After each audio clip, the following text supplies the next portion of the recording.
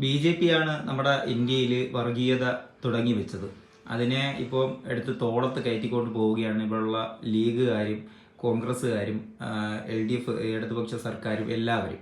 ഇപ്പം അതിൻ്റെ നേരായിട്ടുള്ള കാഴ്ചയാണ് നമ്മളിപ്പം വടകരയിൽ കണ്ടുകൊണ്ടിരിക്കുന്നത്. ശൈലജ ടീച്ചറിനെതിരെ അവിടെ മത്സരിക്കാൻ നിൽക്കുന്ന ഷാഫിയുടെ പക്ഷക്കാർ എന്താണ് കാഫിറായിട്ടുള്ള ഇവരെ വിജയിപ്പിക്കരുത്, കാഫിറായിട്ടുള്ള ശൈലജയെ വിജയിപ്പിക്കരുത് എന്നുള്ള ഒരു പ്രഖ്യാപനം.